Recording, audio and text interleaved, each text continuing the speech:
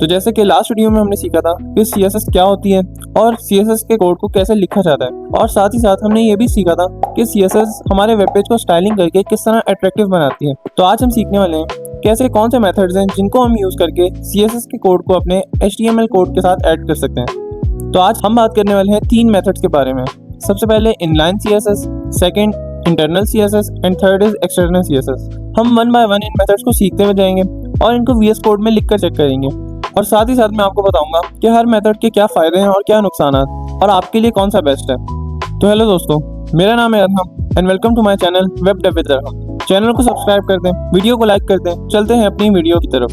तो अब हम सबसे पहले चलते हैं अपने VS कोड में। VS कोड में आकर हमें इस कोने में ऑप्शन नजर आ रहा होगा फाइल का। हम इसको क्लिक करेंगे और अपना फोल्डर को ओपन कर लेंगे। हम उस फोल्डर को ओपन कर लेंगे जो हमने लास्ट वीडियो में क्रिएट किया था CSS के नाम से। अगर आपके पास ये फोल्डर नहीं है तो आप यहाँ पर राइट क्लिक करके और न्यू में जाकर एक नया फोल्डर क्रिएट कर सकते हैं और उसको ओपन कर लें। मैं यहाँ पर CSS वाले फोल्डर को ओपन कर लेता हूँ। जैसे ही फोल्डर ओपन हो जाएगा हमें यहाँ पर एक फाइल नजर आ रही है index.html जो हमने लास्ट वीडियो में क्रिएट की थी। हम इसको ओपन कर लेते हैं और इसको ओपन करने के बाद हम जितना भी यहाँ पर कोड लिखा हुआ हम इसको रिमूव कर देते हैं और हम शुरू से अपने कोड को लिखते हैं। हम सबसे पहले प्रेस करेंगे Shift+1 को और एक्सक्लेमेशन मार्क को एंटर प्रेस करेंगे तो यहाँ पर हमारा बॉयलर प्लेट कोड जनरेट हो गया। हम यहाँ से साइड से इसको क्लोज कर देते हैं। अब हम चलते हैं अपने आज के फर्स्ट मेथड की तरफ जो है हमारा इनलाइन CSS। इनलाइन CSS जैसे कि हमें नाम से पता चल रहा है इसी लाइन के अंदर, यानी ये हमारे HTML के टैग के अंदर ही लिखा जाता है। जैसे कि अगर इसकी डेफिनेशन हम पढ़ लें, applied directly to a single HTML tag using the style attribute. ये बेसिकली हमारा जो HTML का ओपनिंग टैग होता है उसके अंदर लिखा होता है स्टाइल एट्रीब्यूट की मदद से। जैसे कि नीचे आपको इमेज शो हो रही है जिसमें हमने एक H1 का टैग लिखा हुआ है और आगे उसकी क्लोज होने से पहले हमने एक स्टाइल का एट्रीब्यूट लिखा, आगे इज इक्वल लिखा और डबल कोट्स के अंदर अपने अपनी प्रॉपर्टी और वैल्यू को लिखा। जैसे यहाँ पर प्रॉपर्टी लिखी हुई कलर और आगे वैल्यू लिखी हुई ब्लू। इसी तरह हम सेमीकोलन के बाद आगे इधर 2 प्रॉपर्टीज और भी ऐड कर सकते हैं। हम जितनी चाहे यहाँ पर लिख सकते हैं। तो हम इसको बेहतर तरीके से समझने के लिए VS कोड में लिखकर समझते हैं। हम अपनी इसी index.html वाली फाइल के अंदर आ जाएंगे और यहाँ पर हम इस गो लाइव वाले ऑप्शन को क्लिक कर देंगे और अपने वेब पेज को ओपन कर लेंगे। अब जैसे ही हमारा वेब पेज ओपन हो जाएगा हम इसको अपने VS कोड के साइड बाय साइड रख लेते हैं। तो हम यहाँ पर इन दोनों को सेट कर लेते हैं। अब हम यहाँ पर एक सिंपल सा टैग क्रिएट कर लेते हैं। मैं लिख लेता हूँ H1 और इसके अंदर मैं लिख लूँगा इनलाइन CSS। अब यहाँ पर मैंने अपने ओपनिंग टैग के अंदर CSS ऐड करनी है। तो इसके लिए हमने मेथड सीखा था कि हम लिखते हैं अपना स्टाइल एट्रीब्यूट और आगे हम लिखते हैं इज इक्वल और फिर हम लिखते हैं डबल कोट्स। डबल कोट्स के अंदर हम अपने लिखते हैं प्रॉपर्टी और वैल्यू। तो मैं सबसे पहले लिख लेता हूँ प्रॉपर्टी जो है कलर और आगे मैं यूज करूंगा कोलन और फिर मैं लिखूंगा अपनी वैल्यू जो है ब्लू। मैं अपनी हेडिंग को ब्लू कलर देना चाहता हूँ और आगे मैं लिखूंगा सेमीकोलन। जैसे ही कंट्रोल से सेव करूंगा तो आपने देखा कि हमारी हेडिंग तो ऐड हो गई लेकिन ये ब्लू कलर में ऐड हुई और इसमें मैंने मेथड यूज किया इनलाइन CSS। अगर मैं इसको फुल स्क्रीन में कर लूँ तो यहाँ पर आपको क्लियरली विजिबल है कि मैंने H1 का एक सिंपल सा टैग क्रिएट किया और मैंने इनलाइन CSS का यूज करते हुए इसके कलर को ब्लू कर लिया। तो अब चलते हैं अपने आज के सेकंड मेथड की तरफ जो है हमारा इंटरनल CSS। अब बात करें अगर अपनी इंटरनल CSS की तो इसको हम एम्बेडेड CSS भी कहते हैं। अगर इसकी डेफिनेशन की बात करें तो styles an entire web page by writing code inside a style block in the index.html head. ये हमारे index.html की फाइल के जो हेड वाला सेक्शन होता है उसके अंदर लिखा जाता है यूजिंग द स्टाइल टैग। जैसे कि आपको इमेज में भी नजर आ रहा होगा, हमने हेड वाले सेक्शन के अंदर एक स्टाइल का टैग क्रिएट किया और अंदर अपने बेसिक सिंटैक्स के हिसाब से हमने CSS का कोड लिखा। इसको भी बेहतर तरीके से समझने के लिए हम चलते हैं VS कोड में। तो VS कोड में आकर हम अपने फिर से अपने वेब पेज और VS कोड को साइड बाय साइड सेट कर लेते हैं। उसके बाद हमने जो H1 का टैग क्रिएट किया था हम इसको यहाँ पर रिमूव कर देते हैं। कंट्रोल से सेव करते हैं तो आप देख रहे हैं हमारी हेडिंग अब रिमूव हो गई यहाँ पर। अब हम यहाँ पर एक और हेडिंग बना लेते हैं H1 की और इसके अंदर इस बार लिख लेते हैं इंटरनल CSS। कंट्रोल से सेव करते हैं। अब यहाँ पर हमारी हेडिंग शो हो रही है इंटरनल CSS, लेकिन इस बार हमने अपने H1 के टैग के अंदर स्टाइल ऐड नहीं करना। इस बार हम आ जाएंगे अपने हेड वाले सेक्शन में और टाइटल के नेक्स्ट लाइन में हम यहाँ पर लिख लेंगे एक स्टाइल का टैग। स्टाइल का टैग क्रिएट करने के बाद हम नेक्स्ट लाइन में आ जाएंगे। अब यहाँ पर हम अपने CSS का कोड लिखेंगे अपने बेसिक सिंटैक्स के हिसाब से। तो हम सबसे पहले लिख लेते हैं अपना सेलेक्टर जो इस वक्त हमारा H1 है। आगे हम लिखेंगे कर्ली ब्रैकेट्स और नेक्स्ट लाइन में अब हम यहाँ पर लिखेंगे अपनी प्रॉपर्टी और वैल्यू। तो प्रॉपर्टी है हमारी कलर। मैं इस वक्त हेडिंग का कलर चेंज करना चाहता हूँ। आगे मैं लिखूंगा कोलन और फिर मैं लिखूंगा अपने कलर को। मैं इस बार कर लेता हूँ पर्पल और आगे मैं यूज करूंगा सेमीकोलन। कंट्रोल से सेव करता हूँ तो यहाँ पर आप देख सकते हैं हमारी हेडिंग का कलर पर्पल हो गया। और इस बार हमने मेथड यूज किया इंटरनल CSS या आप इसको एम्बेडेड CSS भी कह सकते हैं। अब इसी तरह यहाँ पर मैं इसमें कुछ और CSS का कोड भी लिख सकता हूँ। मैं यहाँ पर लिख लेता हूँ बैकग्राउंड कलर और बैकग्राउंड कलर में रख लेता हूँ येलो। कंट्रोल एस से सेव करता हूँ तो आप देख रहे हैं हमारा बैकग्राउंड कलर चेंज हो गया। अब अगर हम इसको फुल स्क्रीन में करके देखें तो हमने अपने हेड वाले सेक्शन के अंदर एक सिंपल सा स्टाइल का टैग क्रिएट किया और फिर इसके अंदर हम अपने CSS को ऐड किया। अभी यहाँ पर आप वीडियो को पॉज करें और मुझे नीचे कमेंट्स में बताएं कि अभी तक आपको इन दोनों मेथड में से कौन सा मेथड इजी लगा। और अगर अभी तक आपको CSS में कंफ्यूजन है कि CSS क्या होती है या इसके बेसिक सिंटैक्स में कंफ्यूजन है तो मैं यहाँ पर नीचे डिस्क्रिप्शन में वीडियो का लिंक दे रहा हूँ, जाकर इसको देख लें ताकि आपको CSS अच्छे से समझ आ जाए और इसके बेसिक सिंटैक्स कैसे लिखते हैं वो भी अच्छे से समझ आ जाए। अब बात कर लेते हैं आज के लास्ट मेथड के बारे में जो है हमारा एक्सटर्नल CSS। एक्सटर्नल CSS हमारे पिछले दो मेथड से थोड़ा डिफरेंट है क्योंकि हम इसमें अपनी index.html वाली फाइल के अंदर CSS का कोड नहीं लिखते, बल्कि हम इसमें एक सेपरेट फाइल क्रिएट करते हैं style.css के नाम से और इसमें अपना हम CSS का कोड लिखते हैं। अगर इसकी डेफिनेशन को पढ़ ले तो written in a separate .css file and link to HTML using the link tag.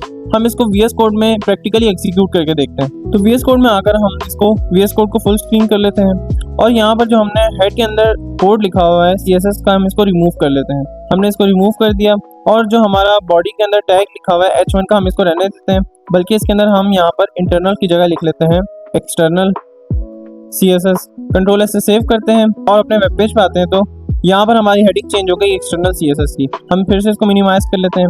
अब हमने CSS कोड इसी फाइल में ऐड नहीं करना, बल्कि हमने यहाँ पर आना है और एक न्यू फाइल क्रिएट करनी है style.css के नाम से।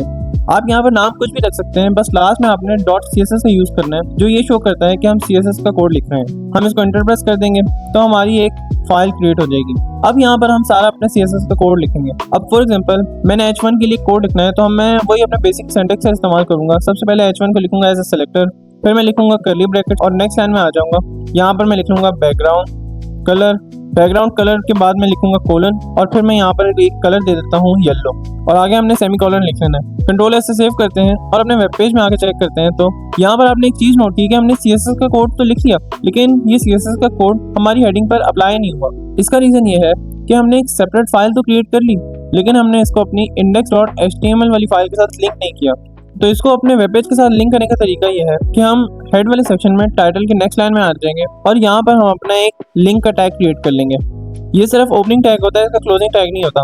अब हम इसके टैग के अंदर ही आ जाएंगे और यहाँ पर एक एट्रीब्यूट लिख लेंगे REL जो है हमारा शॉर्ट फॉर्म रिलेशन का, और आगे इज इक्वल और इज इक्वल के बाद डबल कोट्स के अंदर हमने लिखना है स्टाइल शीट। यानी ये रिलेशन शो कर रहा है कि हम अपने वेब पेज के साथ एक स्टाइल शीट को अटैच कर रहे हैं। और आगे हमने एक और एट्रीब्यूट क्रिएट करना है HREF जिसके अंदर हम जो भी स्टाइल शीट ऐड कर रहे हैं उसका URL लिखेंगे। फॉर एग्जांपल मैं HREF के बाद इज इक्वल लगाता हूँ और इसके अंदर मैं लिख लेता हूँ style.css। जैसे कि हमें नीचे लाइन में सजेशन भी शो हो रही है, मैं इसको एंटर प्रेस कर देता हूँ, कंट्रोल एस से सेव करता हूँ तो अब हमारी CSS की फाइल index.html के साथ कनेक्ट हो चुकी है। अब अगर हम अपने वेब पेज में आकर चेक करें तो यहाँ पर आपको नजर आ रहा है कि मैंने अपनी हेडिंग का बैकग्राउंड कलर चेंज कर दिया, वो भी एक्सटर्नल CSS की मदद से। यानी मैंने index.html की फाइल क्रिएट की, यहाँ पर मैंने अपना HTML का कोड लिखा, फिर मैंने यहाँ पर एक style.css की फाइल क्रिएट की और यहाँ पर अपने CSS के कोड को लिखा और फिर मैंने दोबारा index.html में आकर इस फाइल को कनेक्ट कर दिया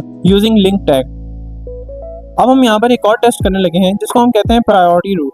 इसमें हम index.html वाली फाइल के अंदर एक टैग क्रिएट कर लेते हैं और उसमें एक ही वक्त में तीनों CSS के मेथड की मदद से स्टाइल अप्लाई करते हैं। फॉर एग्जांपल यहाँ पर जो एक H1 का टैग बना हुआ है, इस बार मैं इसको रिमूव कर देता हूँ। अब हम यहाँ पर एक पैराग्राफ का टैग क्रिएट कर लेते हैं और इसके अंदर मैं लिख लेता हूँ प्रायोरिटी रूल। कंट्रोल एस से सेव करते हैं और अपने वेब पेज पे आते हैं तो यहाँ पर आपको नजर आ रहा होगा प्रायोरिटी रूल। अब हमने एक एक करके तीनों तरह के मेथड्स को अप्लाई करना है। तो सबसे पहले मैं यहाँ पर इनलाइन CSS ऐड कर लेता हूँ। मैं लिख लूँगा यहाँ पर स्टाइल एट्रीब्यूट और आगे इज इक्वल और डबल कोट्स के अंदर मैं लिख लूँगा अपनी प्रॉपर्टी कलर कोलन और फिर मैं लिखूँगा अपनी वैल्यू जो है येलो। मैं यहाँ पर इस वक्त येलो करना चाहता हूँ कलर को और आगे लास्ट में सेमीकोलन। तो अब हम आ जाएंगे अपने हेड में और अपने इंटरनल CSS के मेथड को अप्लाई करेंगे। तो यहाँ पर मैं लिंक के बाद नेक्स्ट लाइन में आ जाऊँगा और यहाँ पर एक स्टाइल का टैग क्रिएट कर लूँगा।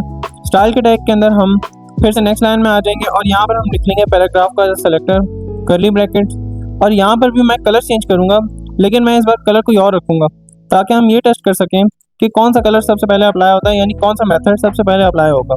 इस बार मैं कलर रख लेता हूँ ब्लू, आगे लास्ट में सेमीकोलन। और अब हम चलते हैं अपनी सेपरेट फाइल में style.css में और इस कोड को रिमूव कर देते हैं और यहाँ पर फिर से हम वही कोड लिख लेते हैं एक्सटर्नल मेथड की मदद से। कर्ली ब्रैकेट्स, नेक्स्ट लाइन में आ जाएंगे यहाँ पर कलर की प्रॉपर्टी और इस बार हम यहाँ पर कलर कोई और रख लेते हैं। मैं यहाँ पर रख लेता हूँ पर्पल और आगे लास्ट में सेमीकोलन। कंट्रोलर से इस फाइल को भी सेव कर लेते हैं और इस फाइल को भी सेव कर लेते हैं। अब अपने ब्राउजर में आकर चेक करते हैं तो यहाँ पर आप देख सकते हैं कि जो हमारे पैराग्राफ का कलर है वो है येलो, यानी हमारा जो इनलाइन CSS का मेथड है वो सबसे पहले अप्लाई हो गया। तो यहाँ पर आपने एक और चीज़ देखी कि जब भी हमारे पास एक वेब पेज में 2 या 3 मेथड से CSS ऐड होता है तो जो हमारे पास सबसे पहले प्रायोरिटी जिसके पास होती है वो है हमारा इनलाइन CSS। लेकिन यहाँ पर इसका ये मतलब हरगिज़ नहीं है कि आपने हमेशा इनलाइन CSS का यूज़ करना है। इनलाइन CSS हम सिर्फ तब यूज़ करते हैं जब हमें किसी एक एलिमेंट को सडन टेस्टिंग करनी हो, यानी उसका कलर चेंज करके देखना हो या उसका फॉन्ट साइज चेंज करके देखना हो। हम ज़्यादातर जो यूज़ करते हैं वो अपने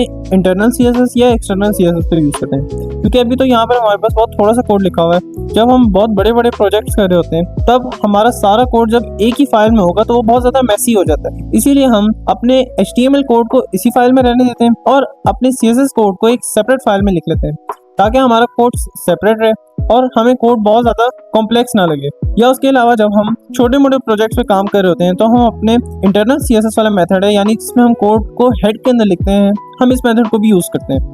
तो आई होप कि आज आप लोग तीनों मेथड अच्छे से सीख गए कि किस तरह हमने CSS कोड को अपने HTML कोड के साथ ऐड करना है और साथ ही साथ ये भी सीख गए कि हमने इन मेथड्स को कब और कैसे यूज़ करना है। तो अगर आप ये तीनों मेथड अच्छे से सीख गए तो नीचे कमेंट्स में CSS लाजमी लिख देना। तो आज की वीडियो में इतना ही। वीडियो को लाइक कर दें और चैनल को सब्सक्राइब कर दें। मिलते हैं नेक्स्ट वीडियो में।